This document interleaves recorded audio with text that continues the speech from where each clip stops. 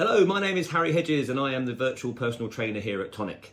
Today I'm really keen to talk about calories. Do you have to track them? And what is the right calorie amount? Or even is there a calorie amount for people? Now, as part of this process, you can be pretty much rest assured through the sleeve, bypass band, balloon, they will be aiding you to be adherent to a calorie deficit. And this is where fat loss lives. As the weight loss is occurring, you can be rest assured a lot of that is fat. There can be a bit of water weight in the early stages, but the majority of it will be body fat throughout. Now, the tool that is the sleeve, band, balloon or bypass is aiding that deficit. We ask you to do certain processes when it comes to things like protein, when it comes to things like exercise, steps, fluids, certainly things like your vitamins and minerals. Very, very important processes to keep you nice and energized while you're in a calorie deficit. Because literally a calorie is a unit of energy, so you are in a energy deficit. And these processes are going to keep you nice and topped up throughout. Now, going back to the point about calories, do you need to track? In my opinion, the early stages, no. I think there's quite a lot to concentrate on with those processes I just mentioned to allow you to be adherent to the deficit while feeling as energized as possible. Over time, and as weight loss is very aggressive in the early stages, again, probably no need to track, but over time, if you find that you have stayed the same weight for a period of time, maybe 4 to 6 weeks, and you're not sure why, you know you're doing things, but it's not quite working, that could be a time to track.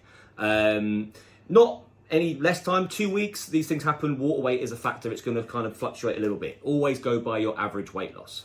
But you might find, I don't know, 3, 6, 9 months down the line, you're not too sure as to why you're staying the same for a period of time. This is maybe where tracking could be quite valuable. On an education piece, you'll understand portion sizes better, certain food groups you'll understand better, but also how the body works. Now, to work out your total calorie amount, there is a formula. It's called the Harrison-Benedict formula, and that will work out something called your BMR, which is your basal metabolic rate.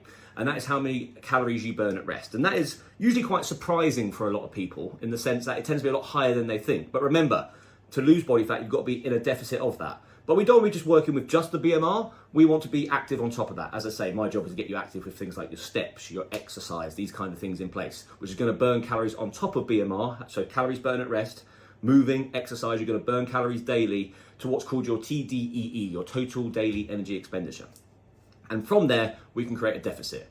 And for example, if somebody's eating 1,200 calories and their total daily energy expenditure is 2,200, they're in a 1,000 calorie deficit. They could be rest assured that fat loss is occurring on a week-to-week basis.